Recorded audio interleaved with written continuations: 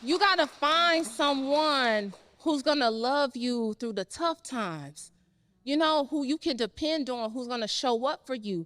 Not somebody who you gotta keep calling and begging. I never had to beg him for his love.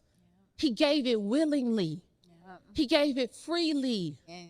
So when you know you in love and asking, love ain't confusion. If you got to be calling all your homegirls and saying, girl, what you think?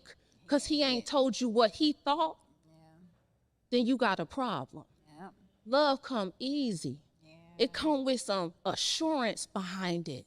It come with some saying some get up and go about it. It don't come with no willy-nilly bullshit. It don't. It come with pure dedication and commitment. That's what love come with. So if you got to question it and you got to say, well, I don't know, I had to cut. No, baby, he ain't the one. Yeah. The one show up, you gonna know. You gonna know when he show up, because you ain't got to call all around town asking your friends, is it love? He gonna show you what love is. Girl, stop playing. Welcome back to another episode of the Girl Stop Playing podcast. This is your, come on, studio audience. This is your getting the honey conversation. How many of y'all trying to get the honey? Right? Because life is more than just money. We want the bag, but we want the bae to go along with it, okay? We want the money and the honey. Before I get into this conversation, I got to shout out my homie lover husband who's in the building. He hiding, y'all. He likes to be behind the scenes, but clap it up for the main man. That's my boo, y'all. That's my boo. And I really love him, but I love also having the conversation around having it all, because as Black women especially, we always get, the strong, independent woman thing, and a lot of us were raised with that energy, but you can be strong, you can be interdependent, and you can create a powerful partnership. And so anytime that somebody gives me a microphone, I'm gonna talk about the value that not only my man brings, but the value that a man, keyword, man, will bring into your life. Because sometimes when we out here playing with the boys, we start to think that it's not really worth it. It's not worth our time. But finding the right partner is everything, okay? So I'm going to let y'all, same thing, I'm going to let y'all go ahead and introduce yourselves. I know you're going to talk about your business, but we're going to get in your business in just a second. So go ahead, Gigi. I'm Gigi. I'm the owner of Gigi Brow and Beauty Bar located in Sandy Springs. I have online classes. I have books. I have products. She got the highest prices on these brows in town, baby. She is doing it. Brow artist in Atlanta. It's worth it. It's worth it. I work with so many celebrities. I work with so many CEOs, moms, women who work at the strip club, Walmart. I take everybody. I don't discriminate. If you got a brow, I'm doing it. Yeah, I'm a business owner.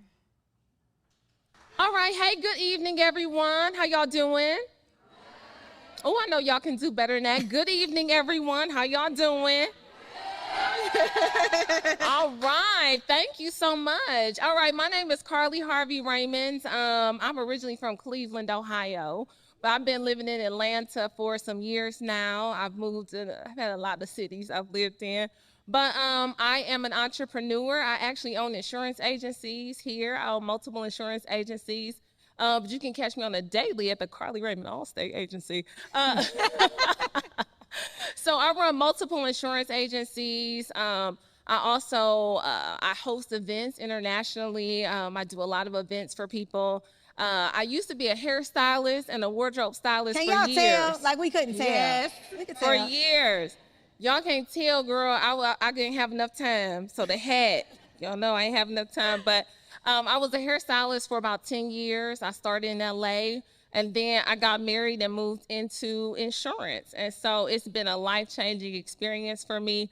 But just recently, what a lot of people don't know, I took a course last year because I'm always like wanting to do a course and do something, I invest in me, Donnie. But I became a certified sex expert last year as well. Baby, I can sell you insurance for your car so you can get to the D, and I can talk to you about how to handle the D when you get there. No, but it's a whole thing. So yeah, I'm really excited about it. So looking to educate women so they can take control of their pleasure as well as their health and wellness in their sexual life. So yeah, I'm excited. So I wear multiple hats, but the one that pays me the most is insurance. All right. Yeah, I would have had some different questions on this part.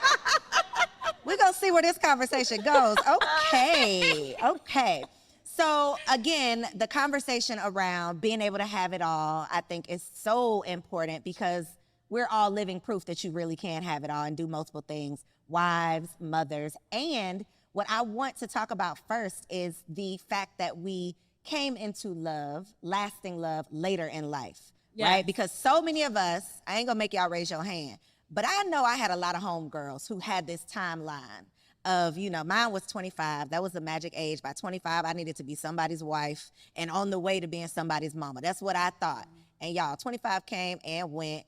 It ended, I was about 10 years off, but it can get frustrating, right? It can get frustrating when it looks like, and keyword there, looks like everybody else is doing the thing. And it's just not happening for you. You can start feeling like, well, God, wait a minute. Like, did you forget about me? And I know that feeling. And so I love being able to have women who fell into love later in life and, it worked out for you, right? Because we hear the horror stories. So share a little bit of your love story because they're both kind of unconventional. I love yours. Okay. I literally, I don't get my brows done by anyone. Gigi, I know she be looking at me sideways, but I don't go to anyone else but Gigi, and I haven't been to her in forever. So she said, "Who doing your brows?" Girl, they homegrown. I'm a kitchen titian at home. All right, so my husband and I met, I was right about to turn 30 years old. We met at the Steve Harvey mentoring camp, where we mentor young fatherless boys. And so my husband was a sponsor for the camp. He used to work, be really high up in a big insurance agent, big insurance company. We won't say the name. But I saw him, and it's interesting. My sister knew my husband before I did. So that's when they say, God got something for you, it's for you. Because my sister said, I ain't never looked at Ben ever in life. I ain't never wanted that man. But I saw my husband coming out of our meal tent, and I was like, oh, he is cute. Who is that? And my sister was like, Ben? And I was like, well, what's wrong with Ben? She was like, girl, I think he corny. I was like, what? So, y'all, we ended up meeting and having a conversation. But at the time, I will be very honest, I wasn't dating in my potential. All right? I was dating the thugs, Girl, he got one foot in jail. But, girl, I love him, right? I wasn't dating within my potential, ladies and gentlemen. And so I was dating these guys, and I met him, and I was like, when we started having conversation, I was like, oh my God, he's so corporate. I was like, oh my God, I don't know. I like a little, I like a Negro who maybe needs a little subtitle when he talks, It's like, is that closed caption? So I was like, oh wow, he's got all his wits, okay. So we started having conversation, and initially I didn't think that he would be for me. I thought he would be great for someone, but I wasn't ready to receive the blessing, right? Mm-hmm. And so we ended up being friends, and I was like, he is the furthest thing from corny. He is so lit. I love him so much. I was like, ooh, you saucy. And so we ended up going out. He said, hey, I'm gonna be in Atlanta. I would love for you to host this event for my foundation in Dallas. And so I was like, oh, I don't do free. This ain't free. And he was like, okay, I got you. I was like, oh, okay, I ain't know. And he was trying to do a little bargain basement, my bro. But no, so we ended up talking, and he said, hey, can I take you out to lunch? At the time, I was really busy. We ended up going to dinner instead. And the whole time, we maybe talked about this foundation event like for 5 minutes.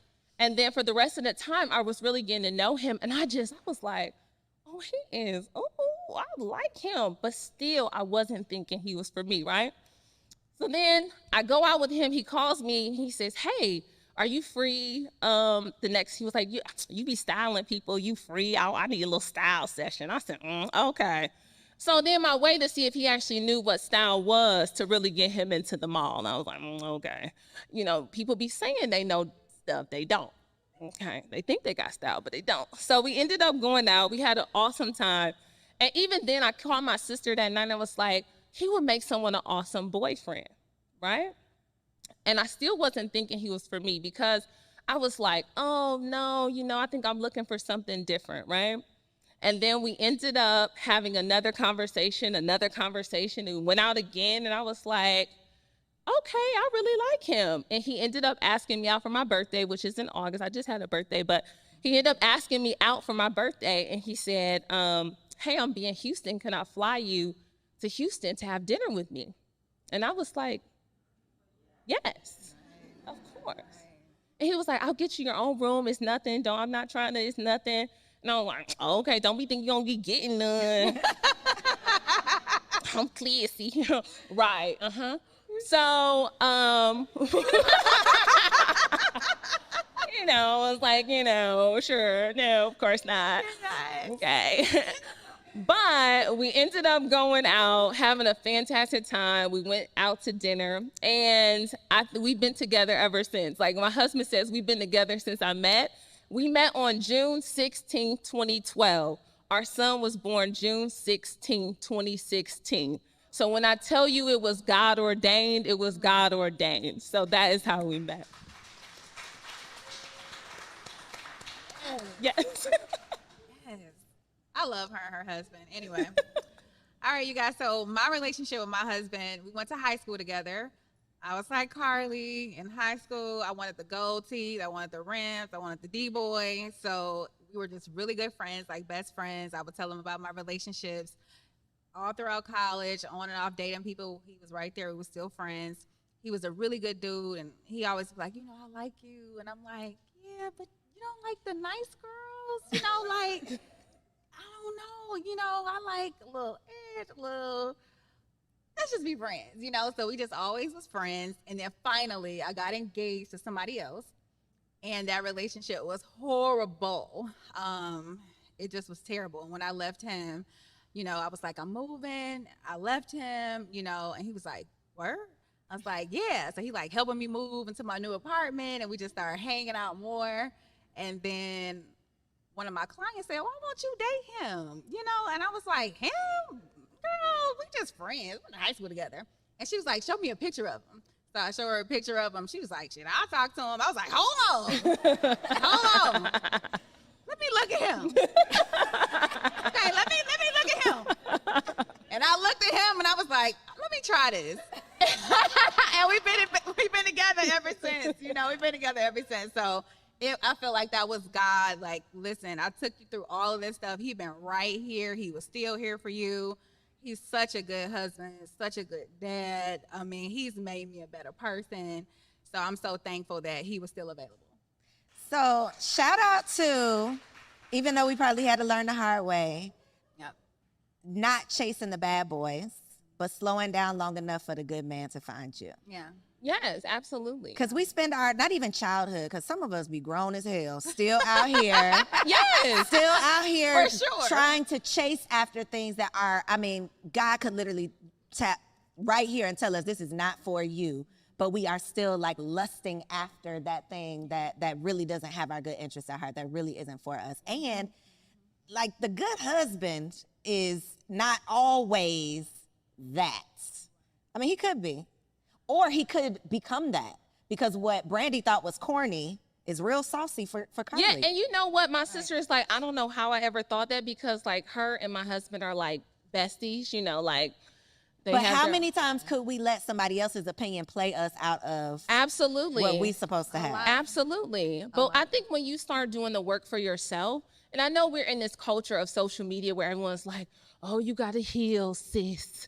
Do the work, sis. You know, and everybody drop a therapy quote every fucking day. We're like, okay, girl, you got the language. Like everybody, you be like, oh, toxic. You know, I'm like, oh my God, if I hear toxic one more time, narcissist. You're like, okay, girl, you got 3 terms from the therapist and you've been one time. Now they gonna put you on black girl therapy. All right. But I think it was really doing the work for yourself when I decided, it is a decision that you make. When you make a decision of really knowing and really understanding your worth, what you are worth, you won't put up with shit. When I decided, I knew who I was, and this is more than, oh, I know whose daughter I am, because a lot of people get that shit twisted. Oh, well, because you're so-and-so's daughter, then your life is perfect. You have all the answers. It's gonna work out. No, you have to fall and bump your head just like everyone else. I don't care how many books your daddy wrote, you still gonna be a fool. So I think it's coming to the understanding of recognizing I know my worth. I'm worth someone showing up when they say they're going to show up. I'm worth someone calling when they say they're going to call. I am worth more than a text message. I'm worth a call. I don't text well because I may sound crazy on the text. And you're like, well, wait a minute, what she mean by that? That wasn't the right emoji. Why she talking in caps? She yelling? No, I'm just typing quickly. But I want you all to understand, I think when it clicks that you're worth more than the little crumbs of love that you've been getting. When you make a decision that I am worth more than these love crumbs, that I'm worth the whole love entree, that I'm worth the entree, the appetizer entree, the dessert, the unlimited bottomless mimosas, when you decide that you are worth all of those things, you stop putting up with bullshit. You stop putting up and entertaining Negroes who are not worth your time. And but you have to make the decision. He can't make the decision when he gonna act right, when he gonna do right. He don't have to do right because you haven't created any boundaries for him to do right. You haven't required him to step up and be anything more than the Negro who comes over at 2 in the morning to hit. When you made the decision that you don't want to just be the girl who gets hit, because she got a fat ass, she cute, when you decide you're worth more than that, then your life will open up and you will have a different level and experience in dating, period. Right. So we were talking before about the transition into motherhood. And we ain't gonna go there right now, but Ghetto would not recommend. These kids is crazy. It's hard out here, y'all. They bad. They bad. They are bad. And it's not. They stress you out. Before you have kids, you think that everybody else's kids is bad, but your kids gonna be good. No. They all bad. All y'all kids bad. And y'all all know the it. kids. They all bad. all All of of them. the I don't kids. care how much gentle parenting you think you out here doing. I They don't are. hit my kids. I You talk to got my to. kids. I Listen. love my kids. Yeah, you do. But you know, good and hell well, your kids be trying you. And you be sitting there, oh, I swear to God, I'm going to knock your teeth out. I swear to God. I swear to God, you got one more. I literally told my son, I said, boy, you trying me. You trying me like I ain't a gangster out here. I don't like it. Oh, yeah, So that's motherhood. That's motherhood. It's so ghetto. But what about So ghetto. wife life? So That's ghetto too. Yeah. It's all ghetto. Karli, It they is gotta ghetto. have some hope Oh my left after this God. conversation. It's all ghetto. He ghetto, you ghetto. Your baby ghetto. It's just a ghetto It's ghetto. life. It's all ghetto. It's ghetto. Okay, Gigi, I'm gonna come to you with this one. Okay, since we're here, This is my question. One wonderful. thing that you wish someone would have told you prior to marriage that might have made the transition a little easier. You come up with your answer, Karli. We're gonna go. I don't think that it's anything that somebody told me, because it's different when you're actually in the marriage, right? And when you're actually in the situation, it's totally different from like reading a book, somebody saying, hey girl, communication is key. Hey, y'all gotta talk to each other. Y'all still gotta date. That's the voice, the y'all fake still advice. gotta do all this. And it's like, what? I'm in it. I'm in the thick of it. I'm married. I got an 11-month-old baby. I'm like trying to figure it out. I'm like, how do y'all go to the gym? How do you have a life? How do you run into work? the gas How do you station? do content? Any Like, of how do the you do things. all these things? I'm trying to figure it out. I have a nanny. I only work 3 days a week, and I'm still like, I don't have enough time. how are y'all doing all of this? And it's crazy. I got to tell them. So y'all know, she's my client. And I told her years ago, I was like, I want to have a baby. You know, I want to get married. She's like, you do? Well, before you do that, your friends ain't told you the real shit. I'm about to tell you. Your life gonna be different. You gonna cry. You gonna go to an event. Your breast gonna be leaking milk. You gonna leave. And I'm like, oh my gosh. I needed to hear that because everything that she said was true. Everything that she said, it happened. So you have to be prepared for it. I mourned my old life because it would never be the same. But I'm so grateful for my new life. I love being married. I love having my child, watching him grow. I love my business. And I'm just living in it and making it work. But I don't have like the guideline. I'm just like living in it, making it happen, you know? And I love it. Figuring it out. You know, I think what I've recognized in being married, because people always ask you, what's the secret? Well, there's no one size fits all to marriage. Your marriage is going to look different from my marriage. Your level of expectation is going to be different on your husband than my expectation on mine. We all have a different set of rules and guidelines that we're working with, right? But the one thing that I learned before I got married that I actually took into marriage, because I think getting married in my 30s was something that was really good for me, because I had lived a life of my own experiences. I had traveled the world. I had done so many things where when I came into my partnership, I was ready to be a wife. I wasn't ready for a wedding, just to have this wedding and this magical day, but I was ready to enter into lifelong partnership, however long that life could be, because oftentimes people think that this is a lifetime, that until we close our eyes, we're together. But that lifetime is for whatever you all decide your lifetime is. And I don't think that people should stay in situations that are traumatic, that are toxic, that are abusive, none of those things. But the one thing I learned was that I got told in a relationship, you gotta love a person for where they are. If they never change, can you love him? If he never changes, can you love him? Because oftentimes so many people get into relationships with this idea of, well, if he just did this, I could do this and we could be better. You have to go in there with the mindset of loving the person standing right in front of you. That day, that night, not the aspirational version of who this person is. Not the version you have concocted in your crazy ass head at night because you've been talking to your friends and your friend, man, do this. So I want my man to do that. Well, your man ain't got no money, so he ain't doing that, sis. He can't get you that, he's not there. So if you want that, go get that, but this is the Negro you got, okay? This is who you got.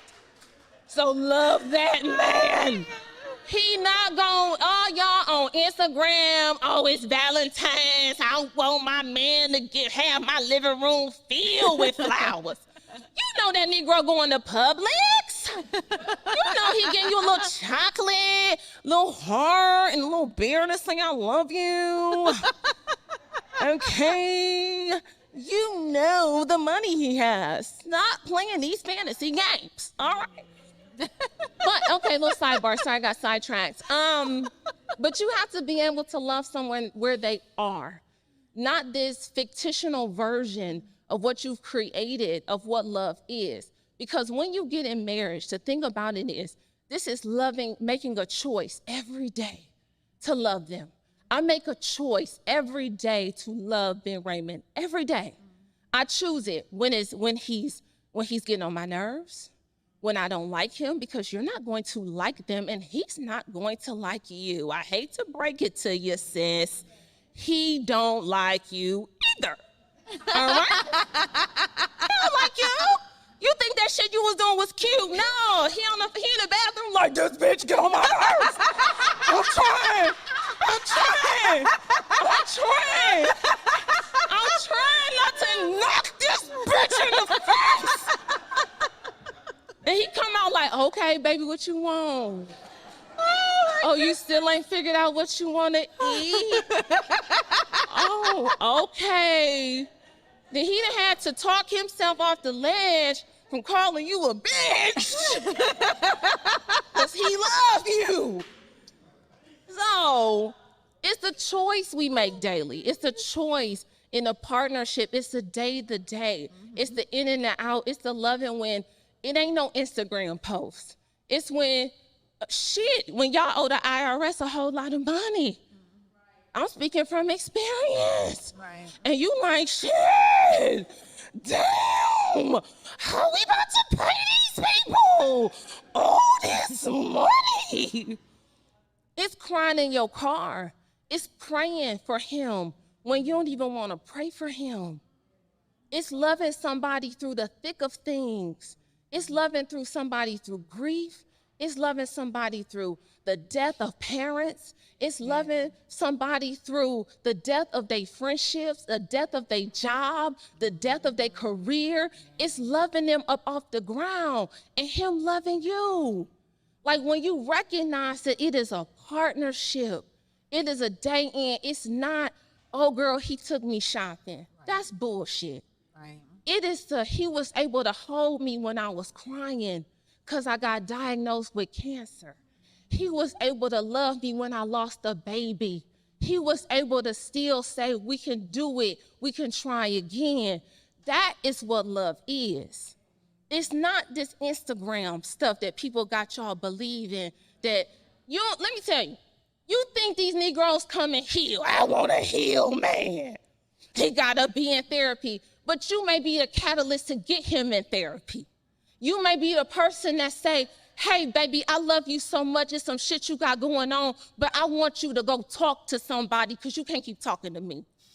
I don't have the answers. It's that part. It's him being able to love you through your stuff. You showing up every day different with a different wig. He don't know who he about to get. He don't know who the hell you are in the morning. You got Bantu knots. You got curly wig. You got red wig. He don't know, and he just trying to love you through your many changes, baby. That's it. He trying to love you through it.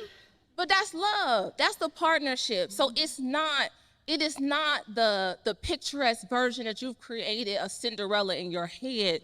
It is the ugly parts of marriage that you have to do. It is the fact that me and my husband been together 10 years.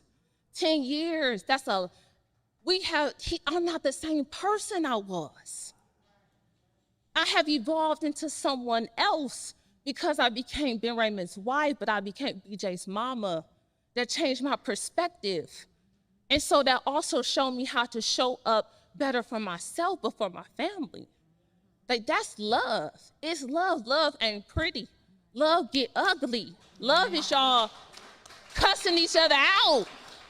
If you've been married, you have contemplated killing a Negro, and he done tried to ask his homeboy, how do I dispose of a body tomorrow? Is you free, nigga? Like, that's marriage. Oh, it's not pretty. Yeah. It's not pretty, but it is beautiful at the same time because I got somebody I can do life with. And I'm telling you, y'all, I can't get baby. This man right here that I got, baby, he's so cold. He's so cold-blooded right here. How he stand up for his family, love on us, provide for us, just show up every day. I'm telling you, I feel like I got the creme de la creme, homie, okay? Yeah. Honey T, I admit. But don't get it twisted, he know who he got too. I don't come up short, baby. I don't come up short. I know who I am, baby. Confident, full, and all of that stuff. And it's not about what you got. Right. It's not what's on you, it's what's in you. Stop thinking if you get more dripped out and draped out that this Negro gonna like you more. You can have a 30-inch wig, you can have the fattest ass, you can have the Birkins and the Lambo trucks outside. But if this part of you is dirty, broken, causing confusion, living in chaos, everything you do, it is destructive. It's destructive. You don't touch nothing and it turn to gold. Everything you touch turn to dust. because you don't know how to cultivate nothing. You got to get right within before you think you about to get a man. Because all he going to do is come up in chaos and confusion, and you ain't going to be nothing but tear this man down and make it harder for the next woman to come into his life. And you the same. And you the same. Oh, I'm sorry. I was letting you go, girl. I was just I'm letting so sorry.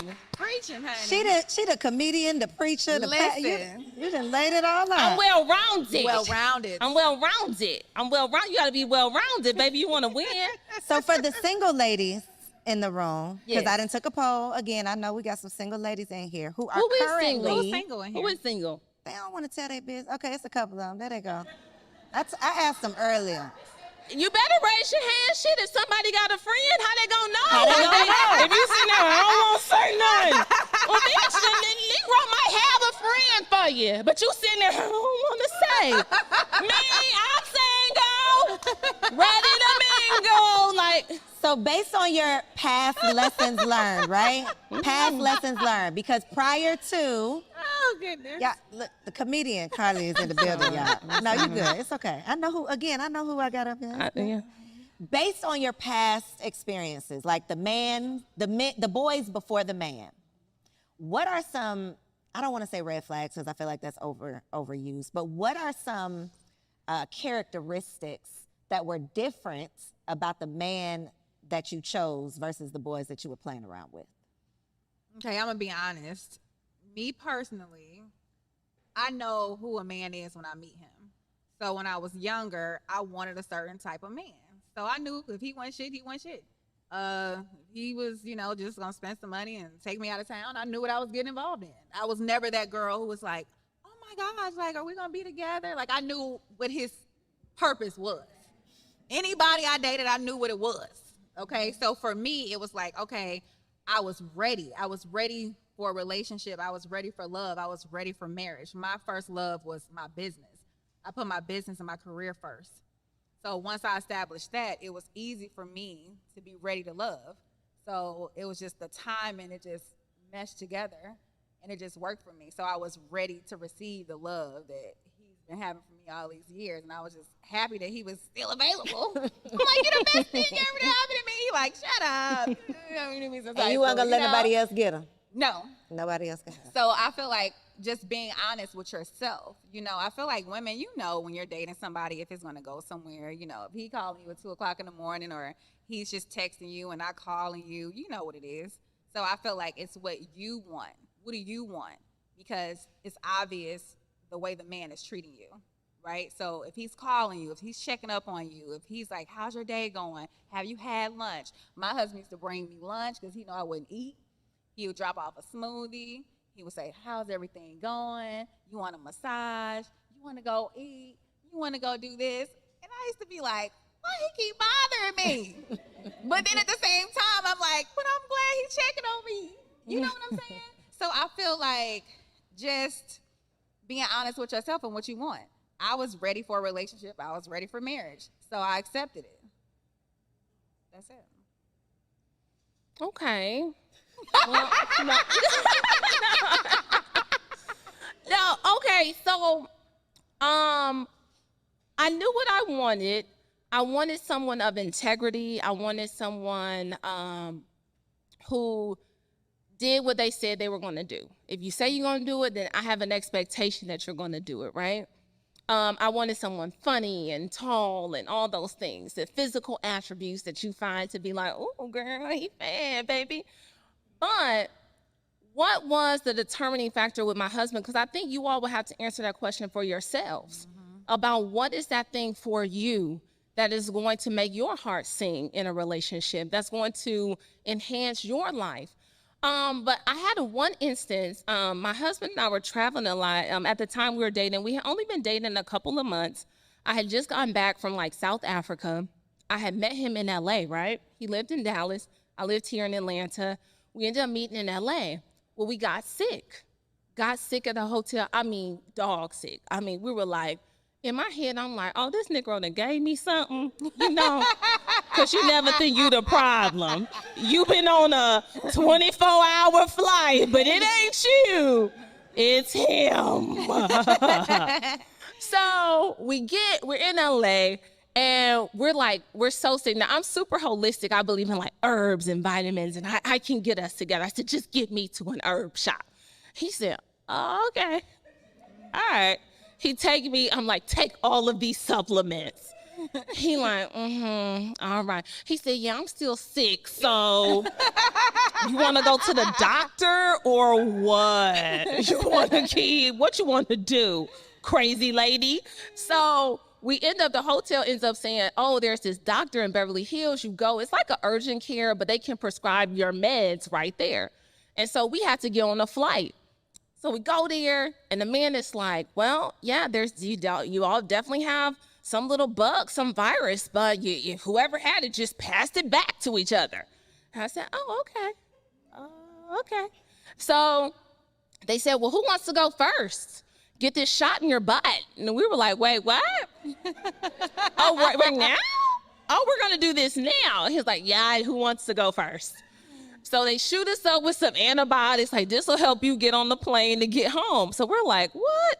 So that was like the first test of our like love, because we're like, oh, we done got shot in the ass together.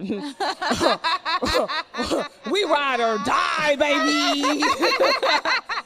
And so when we get to the airport, I'm crying out, y'all, I'm a makeup girl. Like, I like makeup, my hair, all that stuff. I be dressed at the airport. I'm not one of the people who look like they rolled out of bed at the airport, you know. I like to look like I'm somebody going somewhere. So I could not even pull it together, y'all. I got on sunglasses. I got on like a shirt, like a tee, like a leather jacket. I just wasn't feeling it. He said, I can't let you fly back to Atlanta like this. I said, well, Negro, you sick too. So we just get on your flight. And he was like, no. He said, no. He went up to, I was checking in. He said, He said, book her. She going to Dallas with me. He was like, because I can't put her on a plane by herself. He was like, I just got to make sure she's okay. And until she can fly, I don't feel comfortable with that. He puts me on a plane. I stay in Dallas for like 3 days until I feel like great. And I called my mom. I said, oh, I'm sick. And I said, but Ben, he took me to Dallas. Like, he flew me back to Dallas with him. And my mom said, that's your husband. She said, because he can love you through the sickness. And I was like, okay, Ma, don't get all biblical with it. Like, we're still just trying to figure it out, you know, like, he cool. And my mom says, see, that's a sign of his love and care for you, because he was willing to reroute his schedule, take care of you, bring you back to where he was. Yeah. And so I always go back to that moment of him being able to care for me when I was sick, for him being able to say, I'm not doing that. You're not going by yourself. Yes. Like, you got to find someone who's going to love you through the tough times, you know, who you can depend on, who's going to show up for you, not somebody who you got to keep calling and begging. I never had to beg him for his love. He gave it willingly. He gave it freely. Yes. So when you know you in love and asking, love ain't confusion. If you got to be calling all your homegirls and saying, girl, what you think? Because he ain't told you what he thought, then you got a problem. Yeah. Love come easy. Yeah. It come with some assurance behind it. Yeah. It come with some saying some get up and go about it. It don't come with no willy-nilly bullshit. It don't. It come with pure dedication and commitment. That's what love come with. So if you got to question it and you got to say, well, I don't know, I had to cut. No, baby, he ain't the one. The one show up, you gonna know. You gonna know when he show up, because you ain't got to call all around town asking your friends, is it love? He gonna show you what love is. Like that.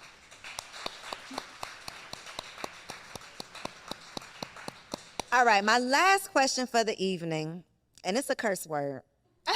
Oh, well, we definitely use those. The curse word is submission, y'all. This is a word that has many social media meanings. Typically, I hear these meanings from people who are not married. And no shade, but I just want to ask two happy wives your take on it. And it could be, you know, whatever it truly is. What's your definition of it? What's your definition of it? That's what I'm saying. I don't know. Well, first of all, I'm a alpha female. Okay. Okay. Okay. So I know who I am. I'm very straightforward. You know, I speak my mind. I'm very confident. I'm a boss. So my attitude and how I move, you got to be real confident in yourself and be a strong person to take my mouth. And I feel like my husband, he understands work G and at home G. So if I'm in a mood or something like that, he's so laid back. He's a Libra. If I'm in like a funk, he like, oh, okay. What else is going on, right? And then he'll be like, you good? You ready to eat? Okay, cool. Food is your love language. That's my love he language. feeds you Anybody when you're that follows mad. me He know bought I me a love food. smoothie at work. It's a theme That's my here, love ladies language and gentlemen. is food. So he can deal with my personality and my attitude. Other relationships that I was in, we had the same kind of boom personality. Like, you know, if I have an attitude, they gonna get an attitude. It's like if I'm having like one of those days, my husband's just like, all right, you good now? Right? So it just works with us. Now, the submission thing, I feel like I do all the wifely duties. I cook, I clean. Oh, that's a wifely I'm his duty. barber. Okay. I'm his manicurist, pedicurist. I'm his masseuse. I'm everything to him. I'm his manager. Okay. Okay.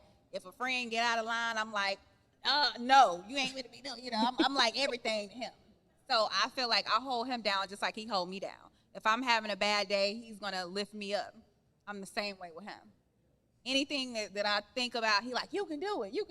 You know, things that it sound crazy. He like, I'll support you with that. Like and I'm the same way with him. So the submission thing, I feel like when women hear that, it's like you're lowering yourself to the man. When I hear that, that's what I think. And I feel like I'm just coming as myself and he's accepting me for who I am, just like I'm accepting him for who he is. I cook, I clean, but he understands that I'm an entrepreneur as well. So I'm not just in the house doing all those duties, but I feel like I make it work for our family. Like Karli said earlier, everybody's marriage is different. Our marriage is different. He's an entrepreneur, I'm an entrepreneur. But in between everything, I make sure he got a cooked meal. I make sure that I'm cutting his hair. I'm making sure that he look fly. I'm making sure that he match me.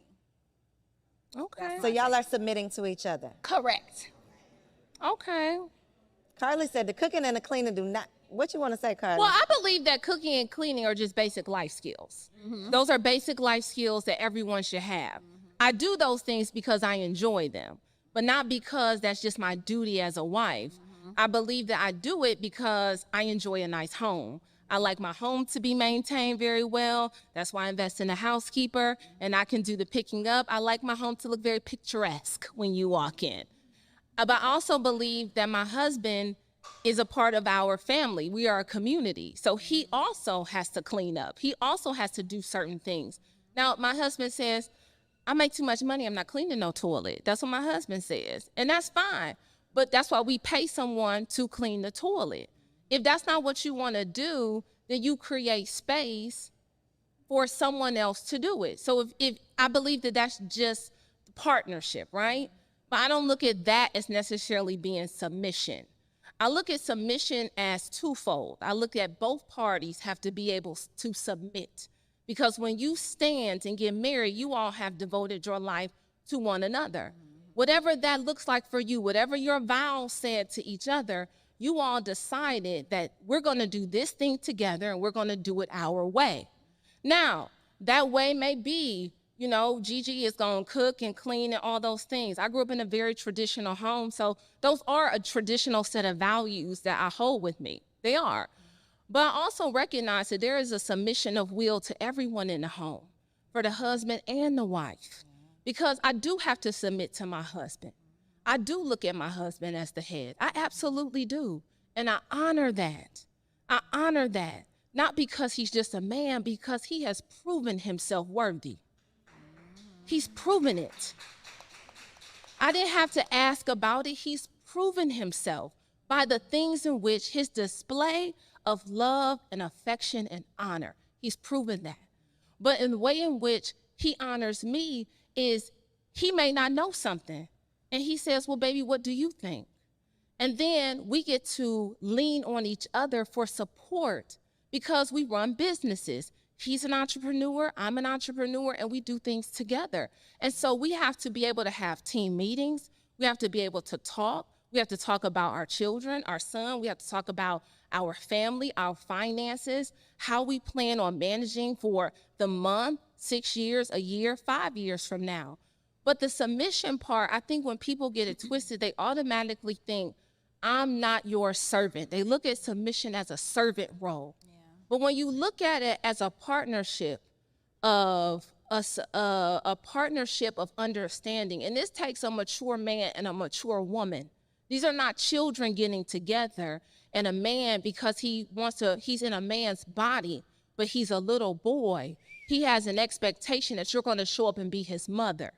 Because that's a lot, there is some expectation on men. They want motherly love from you, not romantic partnership love. They want you, because if you're doing those things, they see that is love. You know, I'm not your mom, but I am your partner, and I'm gonna love you through all of those things. But I do submit to my husband when it comes to making certain decisions. There are certain decisions that I trust my husband, but I trust him. So he hasn't given me any reason to waver in my trust and our stability. So when you have that, you're able to yield to someone else's will because they've proven themselves. Just like you as a woman you've proven yourself to be a righteous stand-up woman who has the smarts and the brains to be the sounding board when it comes to business and family and life. This is not just a one-sided thing. Marriage is more than cooking and cleaning. It really is. It's more than y'all showing up to events. Marriage is a day-to-day declaration of love. It is you saying that I can't say all the things because I want to say them and because I can. Just because you can say it don't mean you should say it. And I know that's a hard pill for some of us boss bitches to swallow. You know. What we learned in marriage counseling before we got married, they said, yes, you all are both alpha. Like you have a very strong personality, Karli. You run these things. But when you hit that door, when you hit the threshold, everybody in here, when you walk in that door, everybody has to submit. Everybody. This ain't just a one-sided thing, because he got to take his hat off. Because when we first got married, I told my husband, hey, baby, you talk to me like you talking to your assistant and your staff. I don't operate in that way. But you can get so caught up in conversing throughout the day one way. You come home and you want that same talk. But we all require a level of sweetness. We all require, I know it's this big thing on the internet, femininity and you soft life and everybody. Leave me off that post, shit, y'all know my goddamn nerves. But I believe all that offline, yeah, woo woo. But I just want y'all to understand it's more than that. It's more than some man buying you things. It's more than some man having a big bank account and you saying that's the one. It is how they show up for you, how they actually show that they're worthy of your love, your attention, and your affection on a daily basis, and you the same. So I would say figure that out, what it looks like for you. Figure out submission for you. Figure out your love life for you. Stop being on the internet looking at, well, so-and-so said I need to be doing this. Maybe that's not for you. Everything everybody doing ain't for everybody. So focus on getting to know you.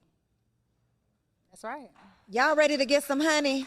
They like, I don't know. Karli done said it's ghetto out in these I'm making a joke. It's not ghetto. You really said it where everybody was ghetto. Oh, yeah, it was. It is. It gets very ghetto. Would not recommend. It's tough. Marriage is tough sometimes. It requires a lot of work in relearning someone. The person you met 10 years ago is not that person. The things they did that turned you on, it don't turn you on no more. And be open to the communication of newness and openness. That's it. It is a little ghetto, but it is fun. It's wonderful, it's loving, it's partnership, it's all those things. But there has to be an openness to grow in all things, not just in one area. You are not the same person you were when you got married. And you don't have to be. That's a good thing. We evolve. So yeah, learn to love them for who they are right now. Just continue to get to know them. That's it. So if we want to come get our brows done by the best, where can the people find you? Child, you ain't getting no appointment, so don't even. Baby, she booked up for 22. She booked them busy. Try 23. Well, if they want to see your work, they might not get just to experience look at it, because you ain't getting in.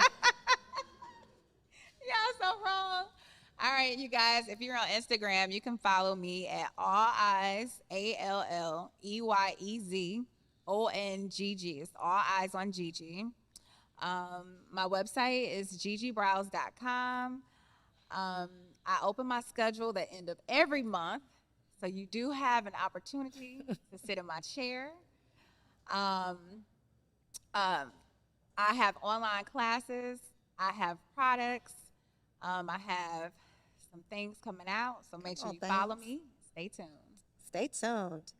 Karli, you don't really be on Instagram, but tell them where they can I find be you. I be on there. I give you a little and you know, like I'm in, I'm out. I'm in, I'm out. You know, I give you a little bit, but that's just me. You know, but I am Karli Raymond on Instagram. I am Karli. That's Karli Raymond RAYMOND on Instagram.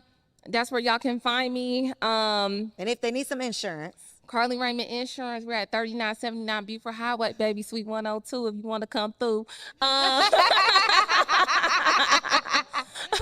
my staff will take care of you. Don't think you're gonna pop up and see me every day, because you won't. Okay. Don't be thinking, I'm here to see. No, you ain't. Stop playing. But yeah, and I just want to say, you know, Coriel, I've been rocking with Coriel some years. I just want to say thank you for always allowing me to come share in your space, your magazine, everything you have done. I respect what she is doing. I love what she is doing.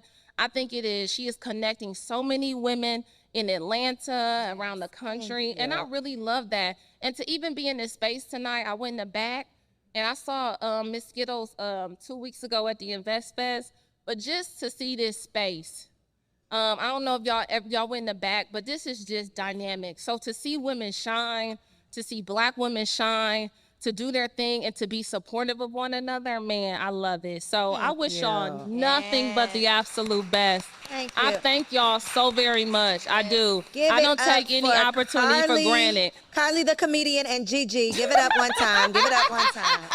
Thank you. Thank you. Thank you.